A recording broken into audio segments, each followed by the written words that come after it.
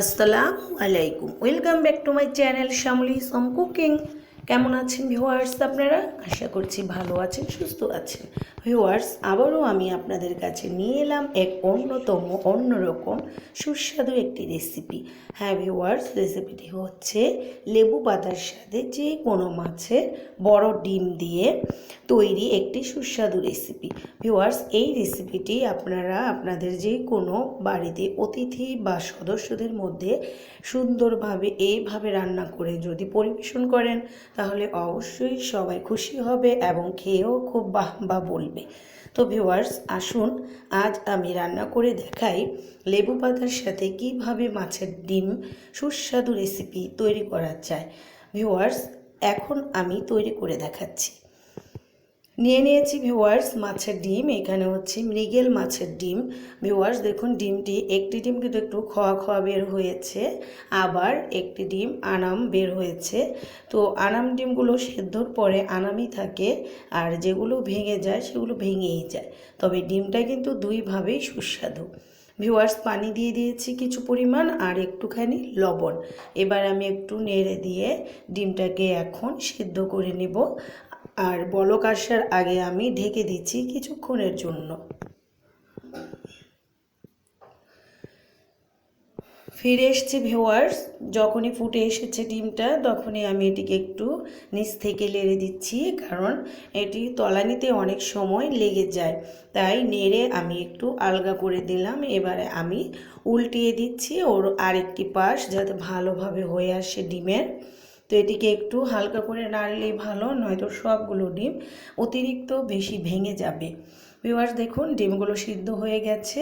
এবারে আমি পাত্রটাকে নামিয়ে পাশে রেখে দিচ্ছি।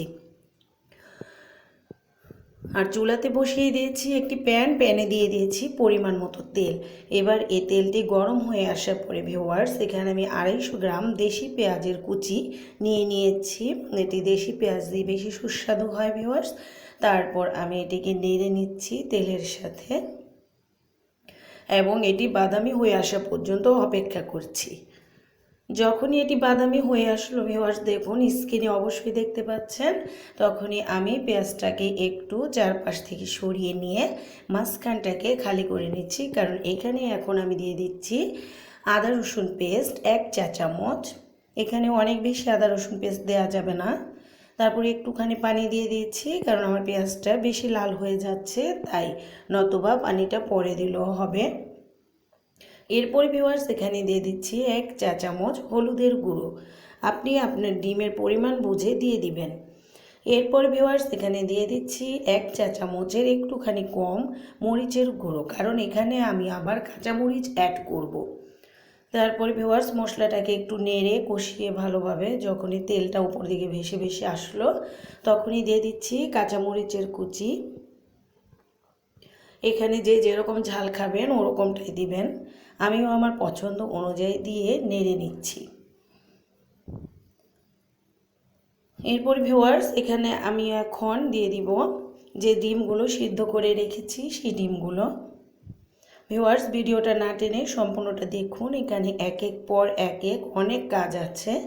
তো এখানে এখন ডিমটা দিয়ে দিচ্ছি, আর ডিমের সাথে আমি মশলাটাকে এপাশ ওপাশ করে নেড়ে সম্পূর্ণটা মিলিয়ে মিশিয়ে নিব।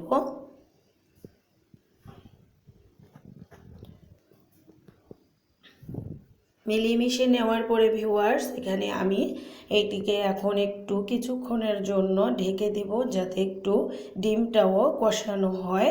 আর কষিয়ে নেওয়ার পরে আবার আমি কি করছি তা দেখাচ্ছি। ভিউয়ার্স, ঢেকে দিব আমি এখন।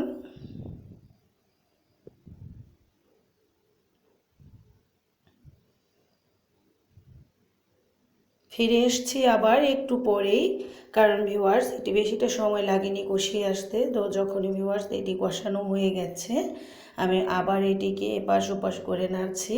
ভিউয়ার্স, ডিম কিন্তু দেখা যাচ্ছে যে হয়ে গেছে, কিন্তু না, ভেতর থেকে কিন্তু এটি মশলা ভালোভাবে মিশ্রিত হবে, তাই আমি একটু ভালোভাবে কষানোর পরে দিয়ে দিচ্ছি অল্প পরিমাণ পানি। অনেক বেশি পানি কিন্তু এখানে দেওয়া যাবে না, ডিমটা থেকে একটুখানি অবস্থা বুঝে আপনি দিয়ে দিবেন, বা ডিমের পরিমাণ বুঝে। এরপর আমি আবার ঢেকে দিচ্ছি কিছুক্ষণের জন্য। ফিরে আসছি কিছুক্ষণ পর। আবারও ফিরে এসেছি ভিউয়ার্স, আর অফ ক্যামেরায় আমি আরও একবার নেড়ে দিয়েছি যাতে তলানিতে না লেগে যায়। এবারে আমি আবার এটিকে নেড়ে দিচ্ছি। কিছু কিছু ডিম ভিউয়ার্স একেবারে আনাম হয়ে আছে টুকরোর মতো, কারণ এটা ছিল আনাম ডিম, তাই আনামি রয়ে গেছে। তো ভিউয়ার্স এবারে আমি এটিকে সম্পূর্ণ কিন্তু হয়ে আসেনি, সেই পর্যায়ে এখন এখানে আমি দিয়ে দিব টমেটো কেটে রাখা। তো ভিউয়ার্স আমি 2টি টমেটো টুকরো করে কেটে রেখেছি, সেই টমেটো এখানে আমি দিয়ে দিব। তবে একটু ডিমটাকে নেড়ে নিচ্ছি। আর আপনি চাইলে 2টি টমেটো না দিয়ে 1টি টমেটো দিতে পারেন। তো আমি এখানে 2টি দিয়ে দিয়েছি। এবারে টমেটোটার সাথে একটু নেড়ে নিচ্ছি। যারা নাকি টমেটোটা একেবারে সেদ্ধ না হলে খেতে পারেন না, তারা একটু ভালোভাবে টমেটোটা মিলিয়ে মিশিয়ে নেবেন, বা আরও ছোট ছোট টুকরো করেও নিতে পারেন। ভিউয়ার সৌন্দর্যের জন্য এবং গেস্টের কাছে সাজিয়ে দেওয়ার জন্য যদি হয়, তাহলে টমেটোটা বড় করেই দেবেন এবং এভাবে একটু আধা আধা সেদ্ধ করবেন। তো ভিউয়ার্স সেদ্ধ হয়ে গেছে টমেটোটা, আর ডিমটাও কিন্তু হয়ে আসা পর্যায়ে। আর এখন আমি এখানে দিয়ে দিব ভাজা জিরা ফাঁকি। ভাজা জিরা ফাঁকিটা ছড়িয়ে দেওয়ার পরে ভিউয়ার্স আমি নেড়ে নিচ্ছি। ভিউয়ার্স এখানে কিন্তু অনেক বেশি মশলা বা অন্যান্য কোনো মশলা ব্যবহার করিনি, শুধু ঘরে থাকা উপকরণ দিয়েই কিন্তু আজকের রান্নাটা দেখাচ্ছি। তবুও আপনি রান্না করলে দেখবেন এটি একেবারে খেতে অন্যতম অসাধারণ। এরপর ভিউয়ার্স দিয়ে দিচ্ছি এখানে লেবু পাতা। ধুয়ে নিয়েছি, এখানে প্রায় 30টি লেবু পাতার মতো আছে, আর সে পাতাগুলো আমি এখানে সবটাই দিয়ে দিচ্ছি। ভিউয়ার্স অনেকেই ভাবছেন লেবু পাতা এত বেশি দিলে হয়তো যে কোনো খাবার তেতো হয়ে যায়, কিন্তু না ভিউয়ার্স, তেতো যাতে না হয় আমি সেইভাবেই দিয়েছি।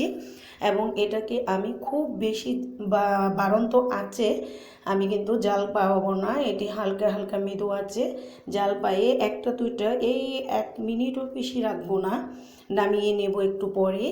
আর ভিউয়ার্স রেসিপিটি অবশ্যই ট্রাই করবেন। আর একটি অনুরোধ থাকলো, যদি রেসিপিটি ভালো লেগে থাকে তাহলে অবশ্যই লাইক করে দিন। আর আমার চ্যানেলে আপনি নতুন হয়ে থাকলে এখনই সাবস্ক্রাইব করুন, পাশে থাকা বেল বাটনে ক্লিক করুন, আমার আগামী ভিডিও সবার আগে আপনার কাছে পৌঁছে যাবে।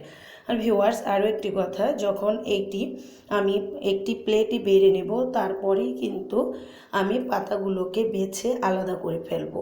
কেননা লেবু পাতার সাথে কখনোই কোনো খাবার রান্না করে রেখে দেবেন না, তাহলে কিন্তু এটি সময় বেড়ে যাওয়ার জন্য বা লং টাইমের জন্য তেতো হয়ে যাবে। তাই আপনারা অবশ্যই কিছুক্ষণ পর লেবু পাতাটা তুলে নেবেন, এটা যেন ভুল না হয়, না হলে আপনার খাবারটা নষ্ট হয়ে যাবে। আজ এই বলেই শেষ করছি। Bye bye viewers.